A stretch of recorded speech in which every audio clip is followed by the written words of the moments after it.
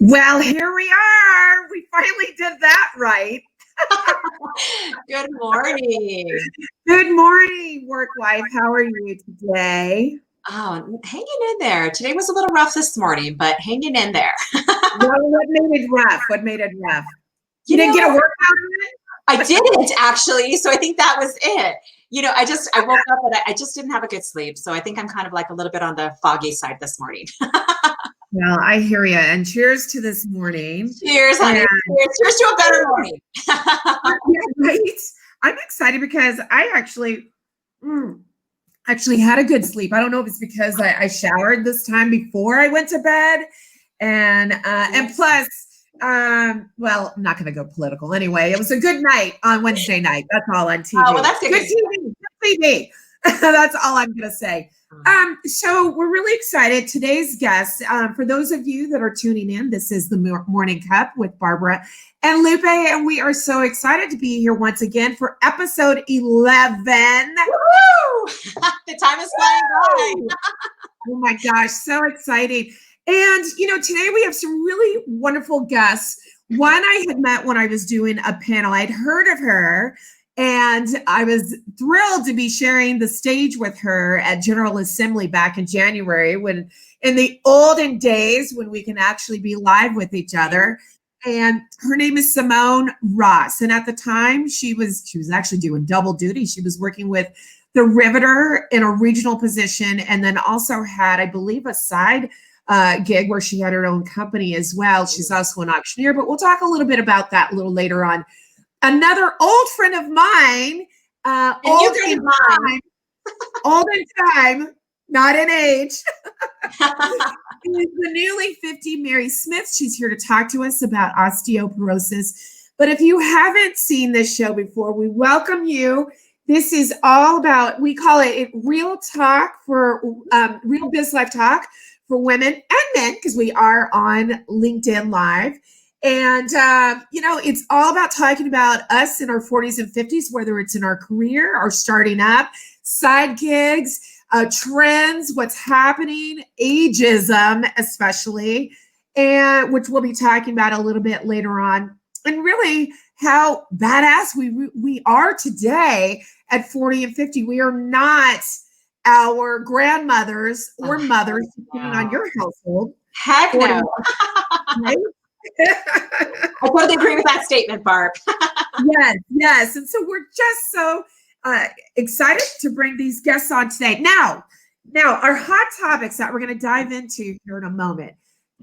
Two, Lupe and I love to pick a hot topic of the week. So she's got hers, I have mine. Yes. Mine really pertains to who I am as a single woman at 53.7.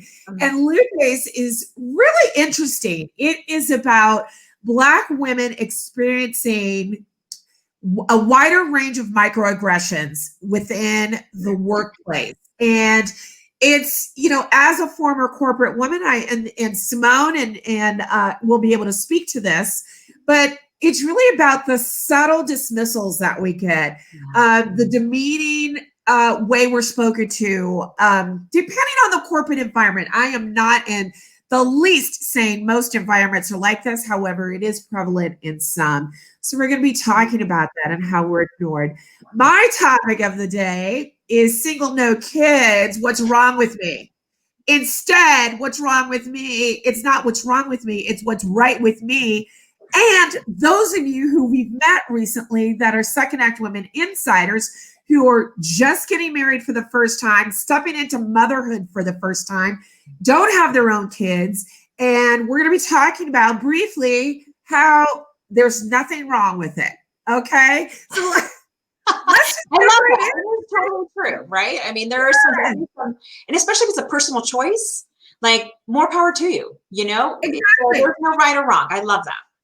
Absolutely. And so let's jump into your talking about my community, and let's just say people of color, because I'm sure it's true in brown communities overall. So let's open it up to discussion. Yeah, I was excited to find this. excited from the idea that we have Simone Ross here, who is a champion for workplace equity, in particular with emphasis on women and women or people of color, in essence. And so it was interesting to see this release. It was a recent study by leanin.org, so Sheryl Sandberg's organization, if you're not familiar, who took a look at Black women and took a real kind of hard look at their experiences within the corporate environment. And you're right, this isn't just specifically affecting Black women, it's women in general, but then you go down and you have obviously the effects on Black women, Latinas, Asian, et cetera, right? And so it's this idea that in general, it's affecting all of our communities, but what does that look like? And so she delved in, took a look at the opportunities and the representation gaps that currently exist. And here's kind of what she found. So these are some just shocking statistics to me as I was reading through her study that I wanted to share just to bring a level of awareness. So let's kick this off by saying that there is currently 80% of white corporate employees see themselves as allies to non-white colleagues. But if you ask those non-white colleagues how they interpret their current work environment, only 26% of Black women say that they feel that they have strong allies at work. So there's something about the perception and the interpretation of how maybe, those allies are showing up, or perhaps maybe the idea that they have in their head about, hey, I'm stepping in and I'm leaning in. But the interpretation is not connecting because obviously the women of color are not feeling that support in some form or fashion. So that to me was surprising, right? Like, big communication. My question is, so 20%, 26% of Black women feel they have an ally. What is the other 74%? What did it say at all? And maybe I'm putting you on the spot. What are they feeling? What is that? What does that allyship look like, first of all? Yeah. And 74%, that's gotta be tough going into work, not feeling as if you're either wanted or that you're going to be heard. Yeah, or even just the misconception of it. Like it's like two boats in the night, kind of like literally crossing by. So, it didn't specifically dive into what that other, 60 some odd percent felt, why they weren't feeling supported. But here's some additional statistics to actually kind of paint the picture of that representation gap that perhaps maybe is feeding into why they're not feeling, that full 80 some odd percent of the allyship that currently is out there, why Black women specifically and women of color are not feeling supported. So this other one goes on to say that 41% of Black women said that they had never interacted with a senior company leader. And almost 60% of women said that they had never had an informal interaction. So not even like in a professional setting, like in a meeting, that they had interacted with a senior level exec. And then of that, 60% never even had like a casual interaction where they said like, just, hey, good morning or whatever. So that to me was shocking. I know, right? These numbers seem so backwards to me. So of course in my head, I want to know, I always want to know the stats. So, how large are these companies?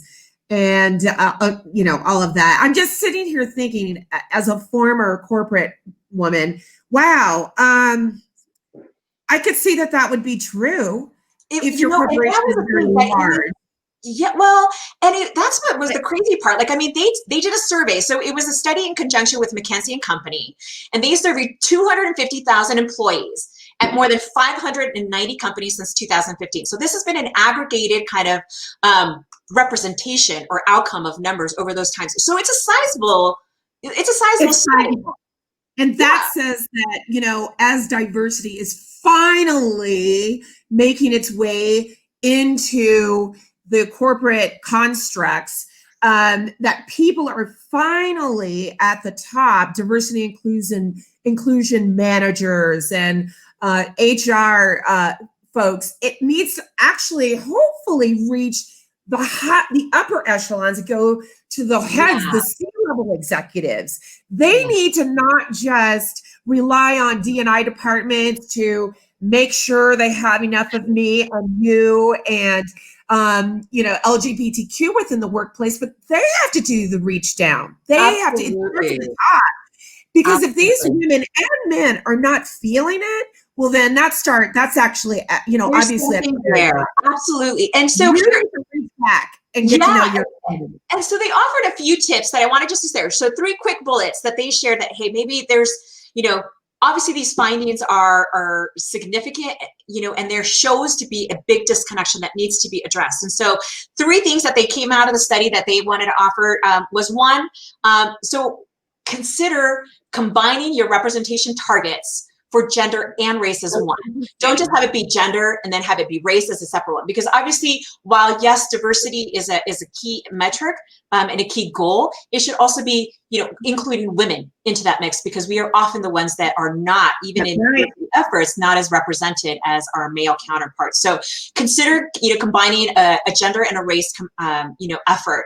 Then the other one was look at metrics around mentorship or sponsorship and professional development, and make sure that everybody is being included. So this goes down to what you were talking a little bit about, Barb, about saying, hey, involve leadership to be able to nominate or to invite and proactively include all of those, community members within your staff that maybe aren't necessarily perhaps, if they're not applying, invite them to apply and make it a proactive, bi-directional effort so that we can get more of women of color and people of color into our more senior levels. And the last one was considering financial incentives to senior leaders, kind of along what you were saying too, to meet diversity targets. So while I'm a little lukewarm on that one, because it shouldn't be, I'm going to get compensated for having a diverse workforce, there is something to be said about creating an incentive structure to be more cognizant as we're going out, we're hiring, so that we hire people that don't look like us, that, because we've always talked about, even in intergenerational workforces, you get more out of your community and you get more out of your people when they're not all thinking alike and they're not all from the same background. Absolutely. Absolutely. And I can't wait to dive a little deeper into this with Simone, because this is her jam. I know, I'm excited. That's why I'm like, I want to talk to her about this. This is her jam. So, all right. So mine is, there's been many times where I've been on dates back in the olden days when we can actually meet people in real life. Other women have expressed this. They're out, and these are single women, no kids, where we're out and we're talking with family and friends, and they're asking you, how's your dating life, and so on and so forth. And when you actually get on that date and someone is now badgering you about why it is, A, you're still single, never been married, don't have kids, basically, what's wrong with you? They're basically asking you through the questions, what's wrong with you? Yeah. Are you too picky? Do you, is there something mentally? Do you have baggage?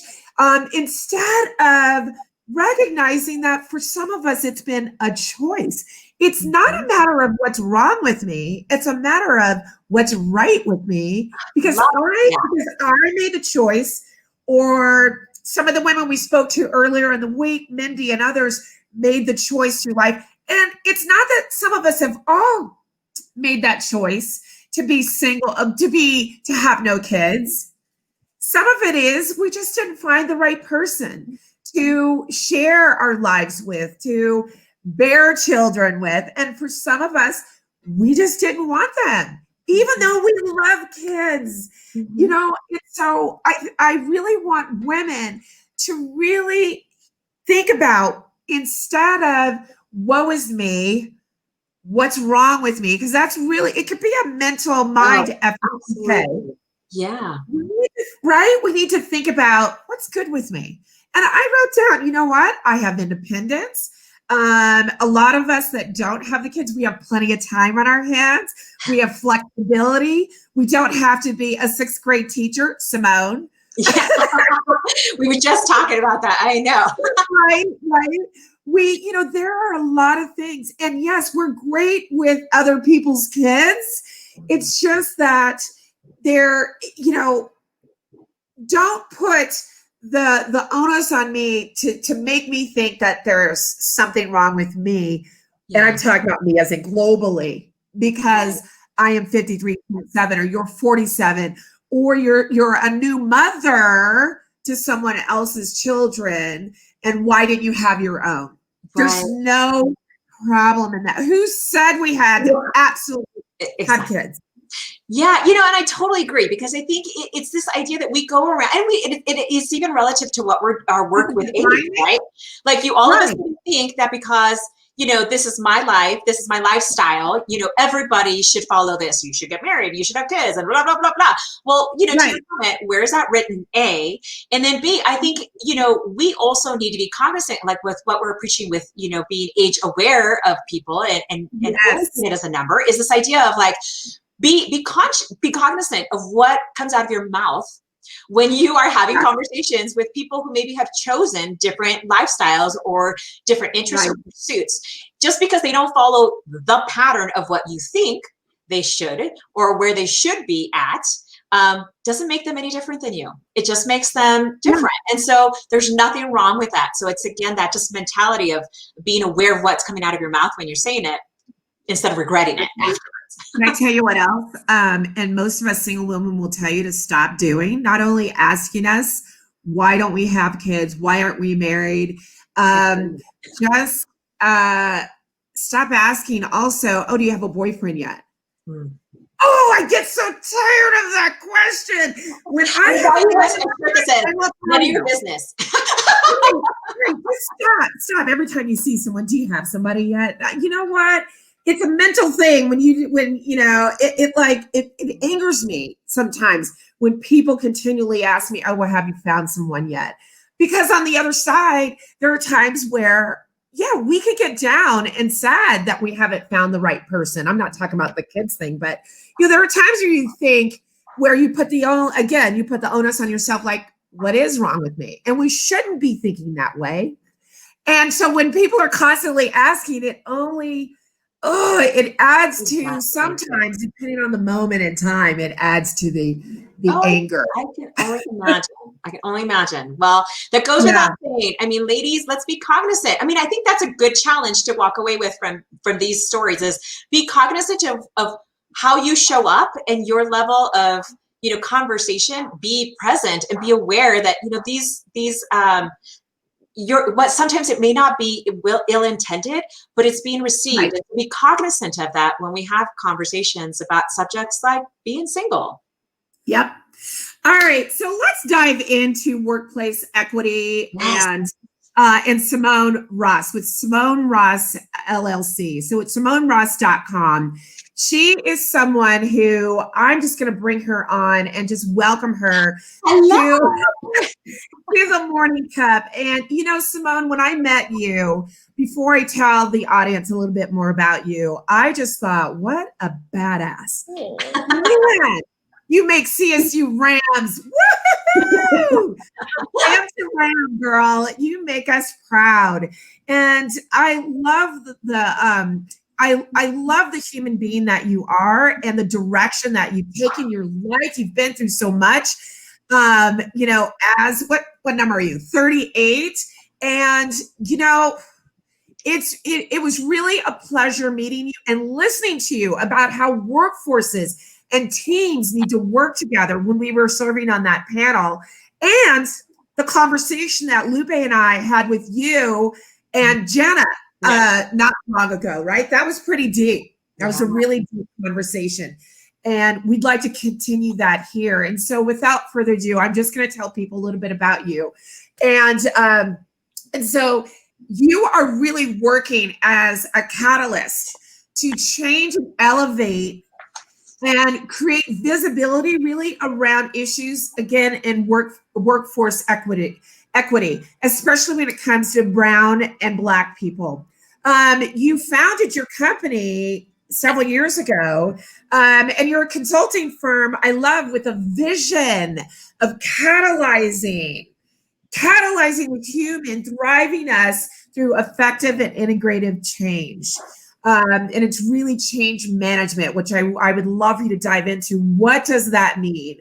And how can people get on board with having that vision as well? You have 15 years also, though, of corporate, which adds to who you are. You're not just talking about corporate change, but you've lived it, you've worked it, you've been regional, you've held positions.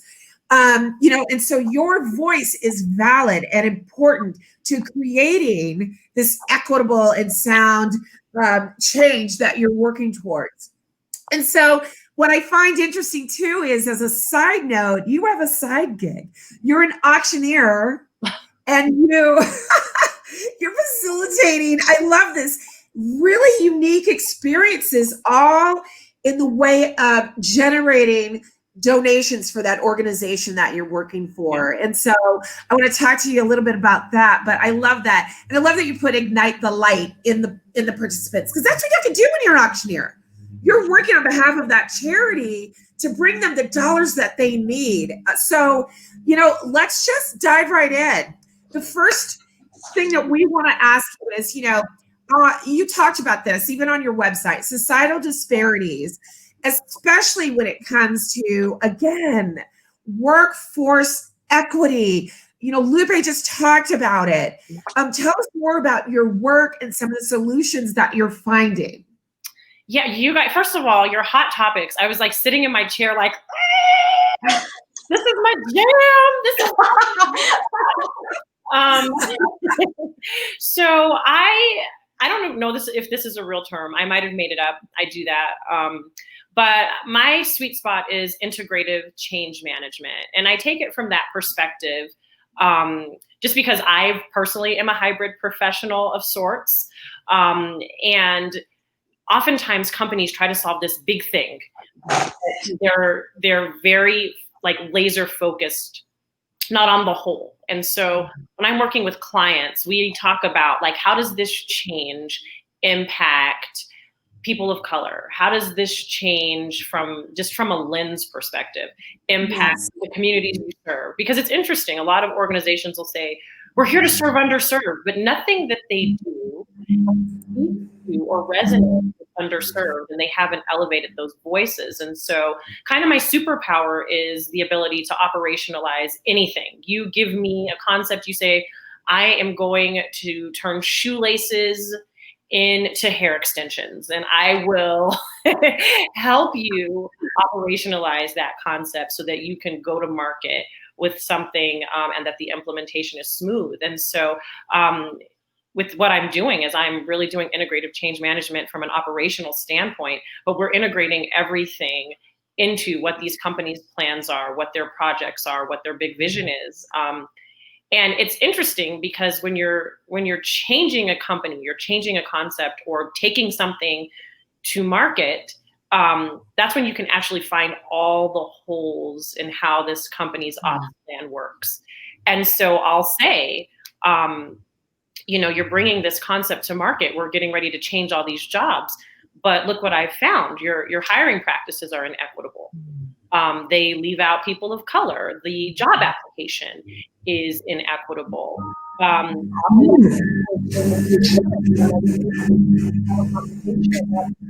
a discrimination audit, because as we know, people in a protected class, people 40 and up, they need 45 days to sign an agreement as opposed to the typical 14. And so, we're having those conversations. We're saying, okay, well, what about the person who English isn't their first language? The way that this is written doesn't translate well for those people. And so I take all that stuff, and it's to help people operationalize their thing, their big thing. And then, like I said, while I'm doing it, I'm always finding holes, and I create like this large recommendation enduring product of what these companies can be doing. And typically it does come down to human capital. So what I found with a lot of these folks is they neither have a mentorship culture or a sponsorship culture. And they certainly don't understand all the intricacies and intersectionality of work. And so then I'm able to create recommendations for the future that they can do to create intersectional workforces as they are creating these massive operational plans. And so I'm having a lot of fun doing it. It's great to be placed in a position of power of sorts, because companies always believe the consultant, like the internal employee all day can be like, this ain't right, that ain't right. Isn't that the truth? Yeah. Or a consultant to confirm that. Yeah. That is so And funny. especially a consultant that with a shade, because you literally know what to look for Right. and the content and the words. And when you were talking, by the way, about resumes, or I'm sorry, job descriptions and things, what is it that if you're a woman over 40 and 50, or you're a woman of color, that we are looking for that may be a red flag? Well, there's some language in it, first of all, and Okay. it's all about access. So when we talk about equity, it's about leveling the playing field for access. So there could be some things that when you're dealing with internalized oppression that you might not put in a cover letter or resume, because the audacity of ownership for women and people of color is a hard thing to actually talk about or write about or brag about. And so, even within that screening process of the resume, we as women of color, it truly is a concept. Internalized oppression is real, where we are essentially psychologically taught to oppress or suppress some of the things that people brag about in their resumes, because we don't feel that we have permission to own those things. And so sometimes it will be morphing that process to say, let's get a checklist of very distinct specific things in the screening process. So if you're looking for, I don't know, that you want your candidate to have a certain number of revenue generation within their previous position, ask that question specifically, right? Within a survey, so that people can say, oh yeah, well, black and white. Yeah, I was responsible for 2 million in revenue. Where oftentimes we, again, internalized oppression. We don't talk about those things like that. Right. And it's interesting too, when you look at like just how race and racism works. You've got internalized oppression, which people of color oftentimes deal with and struggle through. But then on the flip side, you have internalized supremacy or internalized superiority, where you talk about yourself different, right? When you live in a space psychologically where you're like, you know what? I am supreme to XYZ. You have a whole different lens of how you view yourself, how you sell yourself, and how you talk about yourself. And again, that stuff all translates to the workplace in either your hiring or your recruitment processes. Yeah. It's so interesting too. And I almost feel like that's even components of what Lean In found in their study, where this perception of, allies saying, oh yeah, we've got this, we're doing a great job, pat myself on the back, right? And the women though, or the people of color on the other end that are on the receiving end are not seeing it the same way. Right. So it sounds like, in your work, I love the idea of creating the all-encompassing approach, because sometimes it's like, okay, I got a black woman and I got a Latina, check. And then that's where the diversity stands, right? So this idea to be able to be more inclusive and look at all facets of how you're approaching the environment and everything is so important to making sure that hopefully, like what Lean In found, we start to close those gaps, because that's huge. That's like a 60-some-odd% gap, perception gap. Oh yeah. And then too, we talk about going beyond just getting the diverse hire. It's also, raising up microaggressions, macroaggressions, micro inequities. It's having conversations about pet to threat, where that's the syndrome that's very real. That's why I exited corporate. It's like, okay, I got this diverse hire. She's the right fit, but oh shit, she's smart. Uh-oh. Yeah. Now she's a threat. Oh gosh. Yeah. She knows what accrual basis accounting versus cash basis accounting versus the gap analysis is. And this is the problem. Yeah. So now I'm going to bully her with micro inequities, microaggressions, macroaggressions. And that again is why Black women are exiting the workforce at 5 times the rate at any population. Because we're saying, you know what, not only am I fed up with this is traumatic. Yeah. And I got to go to preserve my they also say that the Black women, and I believe Latinas are next, are starting up more businesses.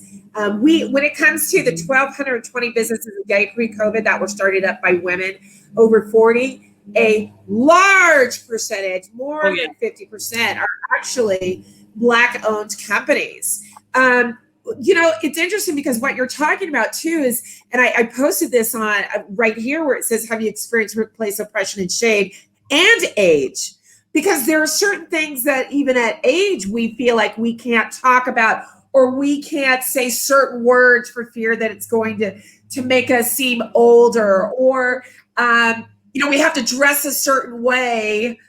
It's same with, with us Black folks back in the day where we couldn't even wear braids. I mean, I'll never forget when a woman, well, anyway, I can go into a tangent. Anywho, thank you to our legislators for legalizing our hair. the Crown Act, right? I think it's that what it's called? Yeah, right? Out of California.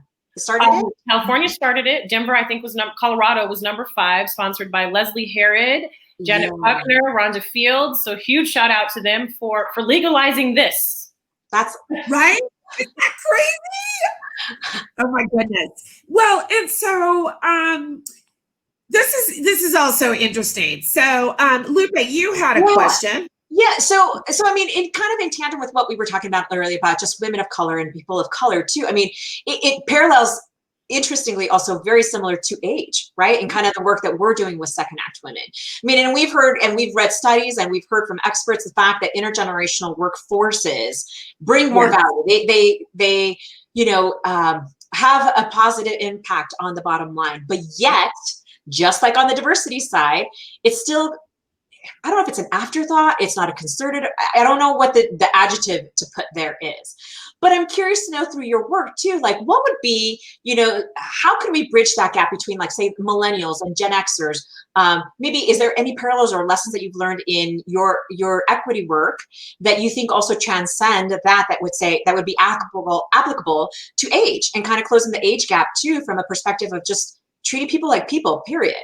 Oh, absolutely. Intergenerational, I think a couple years, this intergenerational management concept was a huge thing because we had 7 generations in the workforce. There's 5 right now, I think.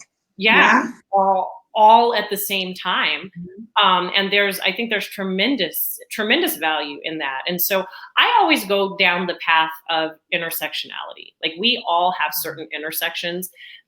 For me, the thing that is important, which is why I am a huge proponent of intersectionality, is because it has recognition that there are certain groups who are marginalized. And so when you're being intentional about creating intersectionality within your workforce, it is understanding that these groups that have been marginalized have importance, and they could have been marginalized whether it's because of age, it could be sexual orientation, it could be ethnicity.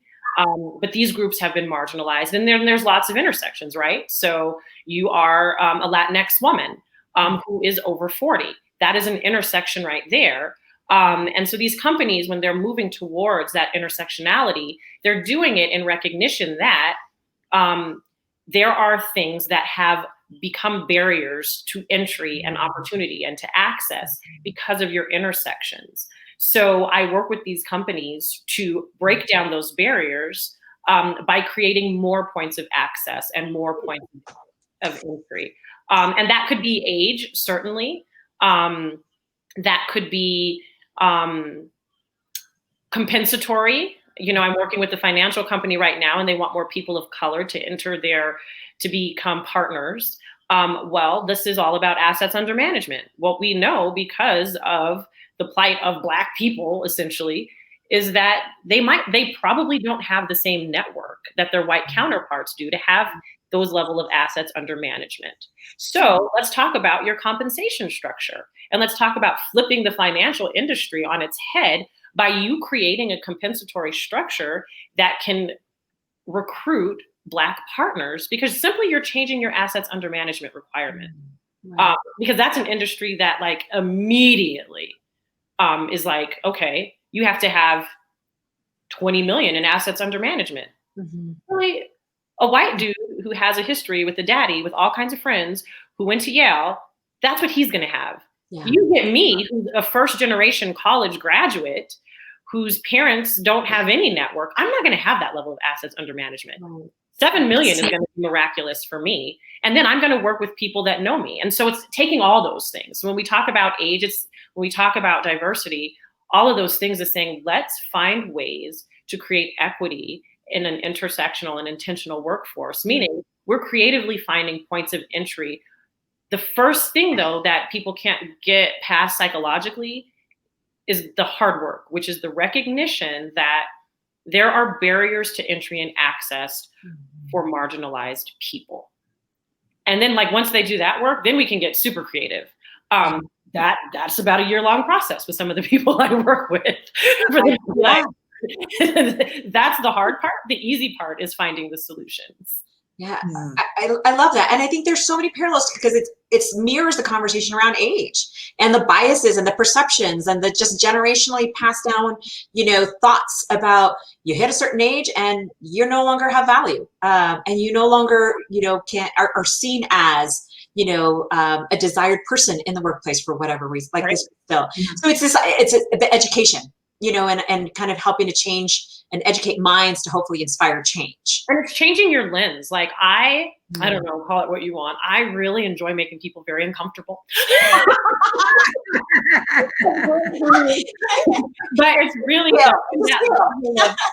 it's like, your lens. And we'll throw out stuff. Like, what is your lens? I mean, like, first thought, like Black folks, older people, Latinx people, Indian people, Muslim. And people like say this stuff rapid fire and they're like, that's effed up. And I'm like, don't judge this statement. Look at your lens as to why you feel that way. And now let's work on the education piece so that we can help you try on some different stuff to change that lens. Love that. Well, and with that comes sometimes also how you show up as well. And so the branding and inventing or reinventing for when we're talking about women over 40 and 50, how is it someone can show up when they are, well, okay. So personal branding is really, really important. The shade, the age, no matter, it's really important that you show that you have your own personal brand message.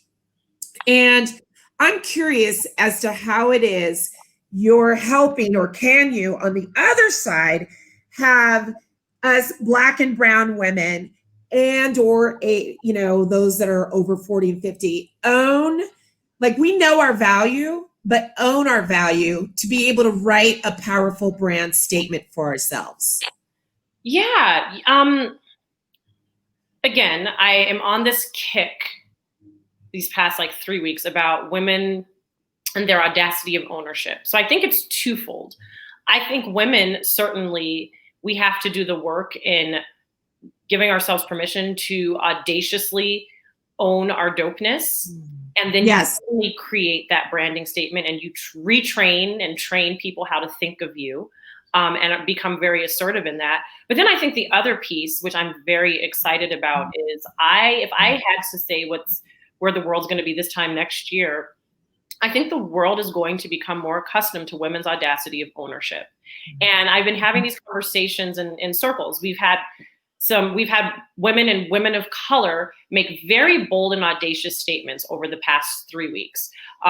We had the WAP video drop, the Cardi B and Megan Thee Stallion video, and there were so many opinions and colorful conversation about that. We had the Queen, Beyonce, drop Black is King, which was an artistic exploration of African culture and the African diaspora. And then we had the announcement of Kamala as Biden's vice president. And it's just been fascinating to hear the conversations. And so I've been saying, a lot of the backlash is the audacity of ownership, and the world is going to have to get ready for that. When you look at the WAP video, for years and years, especially with women of color, we were exploited and objectified sexually.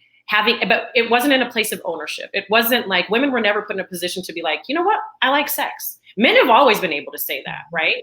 But when a woman says that, then you start slut shaming. Then you start doing all of these things. Well, when that video dropped, it in their special way, and this is neither here nor there, that propelled the audacity of ownership of women saying, I own my sexuality.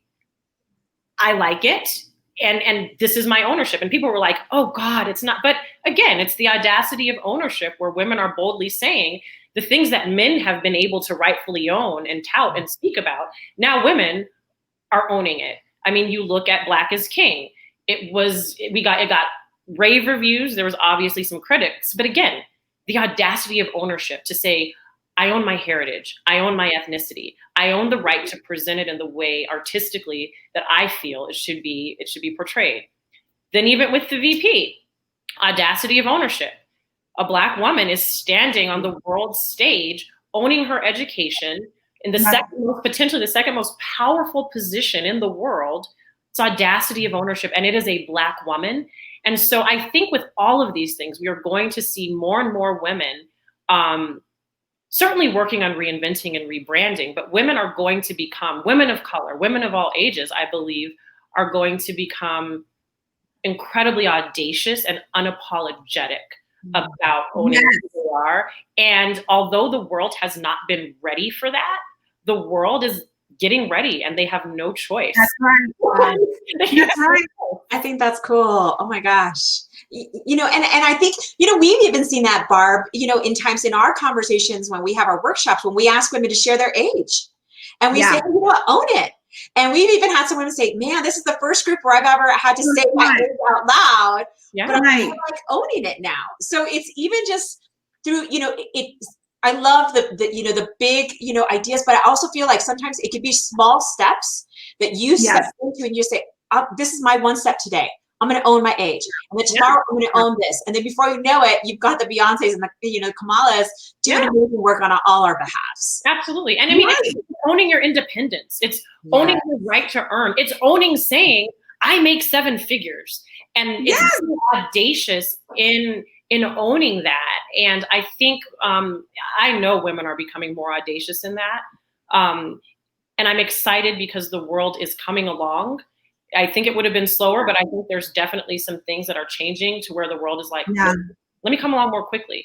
Yeah. There's always good that could come out of bad, you know, and I think sadly what happened months ago, just a few months ago, has really pushed to the forefront, unlike any other time, oddly, how Black, brown women, I mean, we had the Me Too movement that, you know, it's just, with between the pandemic and just people being, you know, at home watching TV and watching and having to soak in what's happening in our world because they can't escape it, has suddenly now said to some of your clients, Simone, that may be white, they're saying, I get it. I'm on this. I am going to own it and I'm going to do what I can to help. Real quick, what is this? We love Erica. What is this thing that she's talking about? Yeah, the bio. So, thank you, Erica. She's my sister from another mister.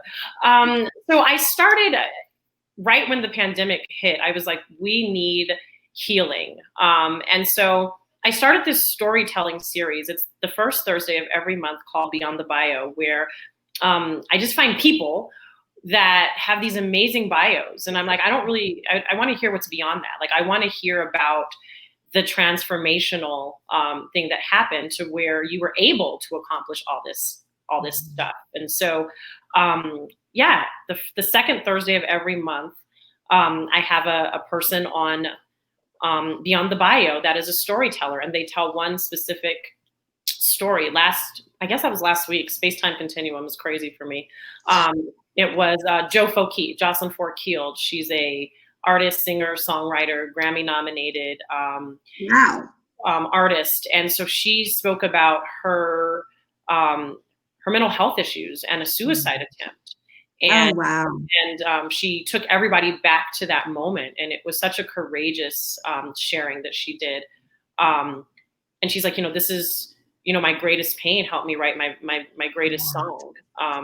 And so and then there's a facilitated session following the storytelling series where everybody learns how to identify their story and how to utilize that. Again, it kind of comes when you branding yourself, right? Reinventing yourself. Like, it really does focus on like, how do you use that story to create a business, to create a new concept, to create a mission, to maybe reignite your mission. And so we have facilitated sessions about that too.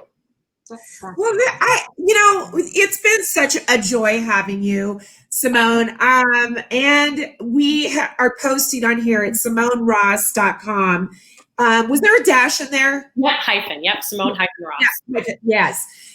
And so we really encourage you all to learn a little bit more about Simone. If you know of a company that needs consulting when it comes to, again, better integrating diversity, it sounds like you're the person. And before we leave, we want to know, what is your number one business app on your phone? Oh my God, my number one business app. I know. What is the one that and don't say Google or Slack? Well, I slack on Slack. I actually just got yelled at yesterday about not being active on Slack. So I don't know. I mean, I guess I would honestly say, this sounds super cliche, my number one business app, honestly, are like my social media apps, because it's the way I'm able to do activities. So I guess I would say, but I'm not really great at, I don't know. Yeah, right. I love throwing people a loop. Well, that's okay, because you're right. Your social media app is very important. But we want to say thank you to you for coming on. Yes, absolutely. And we love everything you're doing. Yeah. We can't wait one day to have you a part of something we're doing. Yeah. So thank you so much. You're welcome. Have a great day. Love her. Wow, that is some important work. And I mean, it's fascinating to me to see this change afoot, and to see kind of what kind of world we will be hopefully living in 5, 10, 15, 20 years from now. Yes. And hopefully we'll to just even get better. So, but we can all do our part, right? That's I think right. The message. All do our part. So, well, with that said, here's someone else who is out there kind of owning her value and doing her thing. Miss Mary Smith is our insider of the week. Hello. Welcome, girl. Oh, you're on mute. Woo-hoo! She was being stealth behind the scenes and was like, yes. Here we go. Hi, guys. How are you? That's okay. Cheers to you, my dear. Cheers to you. Oh, let's see. Good. There you go. What does it say? Morning. Good morning. Oh, very cute. I love it. Well, you have been an insider since February of this year, and thank you so much for your support. But you also helped us bring an amazing program to Denver Startup Week, our first one last year. You know, you were on our panel and shared some amazing information about women who start up after 40. And now you're on to a whole new venture. But before we dive into that, let's talk a little bit about you. You recently turned the big 5-0, girl. I did. It was my birthday month too. Yep, it was about 6 weeks ago. And I'll tell you, it's fine, everybody. It's so fun. It feels a lot like 40 and 30. And I have gotten so much, everybody kind of jokes. I have reverse aged basically my whole life. I used to be the youngest person in a really old person's world. And now I'm an older person in a much younger person's world. And I'll tell you, this is a lot happier way to live. Oh, I love that.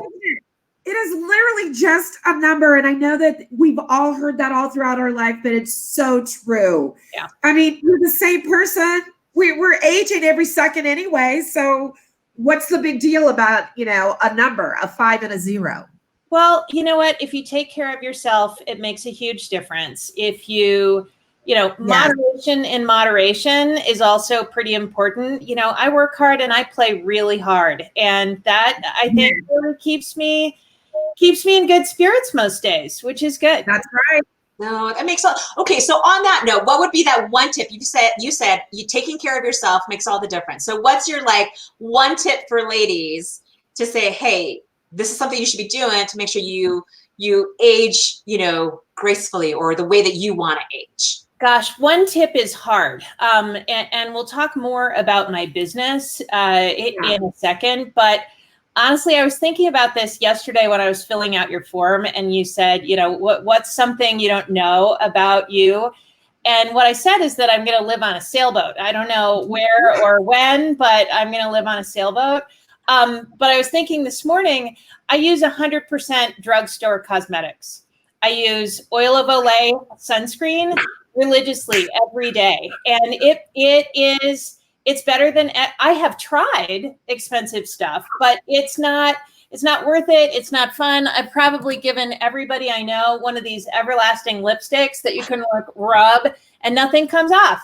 See, it doesn't come off. You got a brand like that, Barb, too, that you like. Yes, over the counter. It is Burt's Bees on top of this, and look, I can do this, and it's going to stay on. I'm a matte girl for some things, but mostly I'm with you. Over the counter, sensitive skin stuff, over the counter, oil of Olay. This COVID stuff has been really interesting because I think it's allowed a lot of us to have a lot less pollution, a lot more sunshine, a lot more, outdoor time.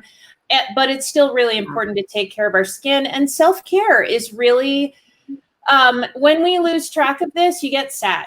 And sad is not great for your whole body, your whole demeanor. Stress and sadness and all the bad S's are not really a great way to take care of yourself. And a sense of community, keeping in touch with your friends, keeping in touch with your feelings, all of these things. It sounds really kind of lame, but it's actually very, very important. And we have to stick together and encourage each other.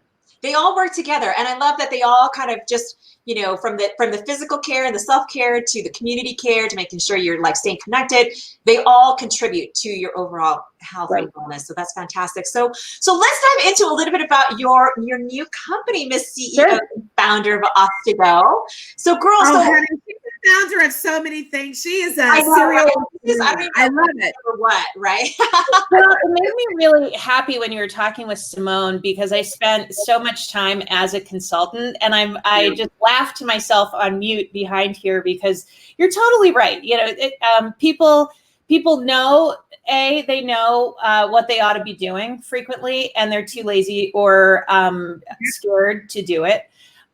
People need repeated information. So this is just human nature. You know that the first time you say something to somebody, it's unlikely to make an impression. That's why impressions are important. You have to say the same thing again and again and again, unless it's a really distinct light bulb moment. And if you've got a light bulb, you have somebody who turned the on switch on. That's somebody who's receptive to a light bulb. Ordinarily, you really have to talk somebody into it. So, I've done, before I became kind of a serial entrepreneur, I worked for big companies and small companies like Nestle, companies like Uber, companies all over the world, helping them solve problems. And I got tired of making money for other people. And so I wanted to put some of these practices in place. I've started a number of companies. I've exited a handful. I've lost money. I've made money. It's a big part of this really interesting process. But as I was talking with Lupe earlier today, the best businesses come from personal experience. You guys are a real testament to this. Second Act was birthed of a real sense of what the heck is going on here for not just us, but for a much broader group of people, much, much broader, half the people. So are either in it or gonna be in it. That is your addressable market, half the people. So kind of a similar situation. My mother has advanced osteoporosis, and I learned this over the winter when my son is, big into theater and all of that kind of stuff. She said, I don't think I'm going to be able to make Joe's play. And I was like, what? That's absurd. You love this stuff. And she's like, well, my back hurts too much to do it. So it began this journey of healthcare advocacy and learning and knowledge about osteoporosis. In my family, it was known as bird bones. That, people in our family have weak bones. And I kind of heard these stories, and then I started talking about it with other people. And my friend Krista said, oh yeah, my Aunt Tia sneezed in bed and broke all of her ribs on one side. And tons of people have these crazy stories. And wow, what is that it's more prevalent in Asian and Latina women than it is in Black and white women. But it is prevalent so much that 1 in 4 people will suffer a major fracture over 50. And of those people that suffer a fracture, half of them will not recover from it. It is a decline that causes longer term problems because of when you have a fall and when you're sedentary, your circulation doesn't work, your other bodily functions don't work as well. And that is the catalyst to decline for way too many people. It's preventable, it's anticipatable, and you can do it on a natural basis. When osteoporosis is diagnosed, it's because you have a fracture, because you go to the hospital with a broken bone. It is very rare that it's diagnosed in advance, but what you have to know is it's happening to everybody. Yeah. What happens as you age is that the cells of your body don't regenerate as quickly as they degenerate. Unless you're taking specific steps. And these steps are pretty freaking simple. You have a handful of weight-bearing exercises that you have to do every day. You add these to the workout, the exercises that you're already doing, and we have free ones on our website. So you add these to your current workout regimen, and everybody needs to take calcium and vitamin D. These are super basic things that you need, that every one of us, everybody watching, everybody talking, everybody needs to look right, look left, find a woman that you love and tell them that they need to supplement starting today. They should have started when they're 30, but you know what? When you're 30, you're invincible. You don't need to do it. I mean, I think it's also now just having the conversation and being more open about it and knowing. And I love that's what's available on your website at OSTEGO.com, where women can go and learn more about all the support systems. And then these exercises and these tips to take control, because yes, we are at risk of being a woman, but that doesn't necessarily mean that there is no solution or there's nothing that you can do. You can start to take steps now to counterbalance preventative measures with our face because we don't want our face to suffer. Except if your bones aren't strong, there's nothing holding you up so that people can see your face. Yep. So, that's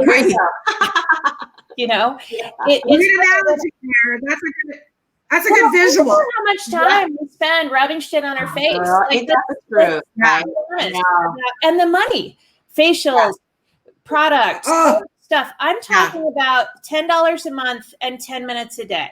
There you go. And on that note, ladies, we want to invite you to head on over to OSTEGO.com, get connected with Mary and learn more about how to take care of the bones, the amazing structure that supports you every single day to do and live your life. Thank you, Mary, for having it and joining us on the show today. We'll see you later. Please. All right, girl. Bye. Bye. Thanks, Mary. I love her. We go so far back. She is a serial entrepreneur, and she's also a truth teller. So I love that she was honest about, I've won some, I've lost some. Wow. But ultimately, all of her projects have been really driven by her own passion, which has been really wonderful to see. So as we come to a close, let's quickly talk about some Second Act Women news. We made it into Denver Startup Week.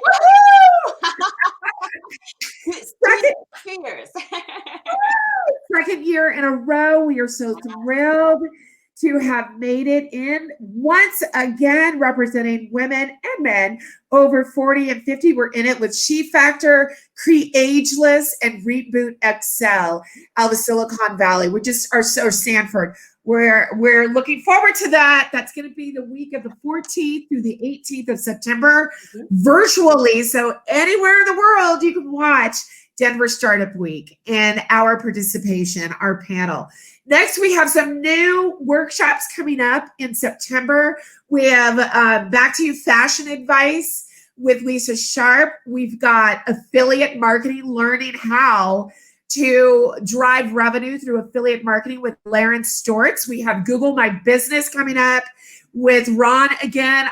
That's on how you can boost your exposure online. And then we have Nikki Aiello, who's going to teach you about owning our body. Love it. And doing more with it. Lunch and Learns are coming up. Our next one is going to be 9/2. And then, we've just got a lot going on, Lupe. Yeah, we do. And so with that said, we're so grateful to our special guest, to Simone Ross and to Ms. Mary Smith for joining us today and making this an awesome show.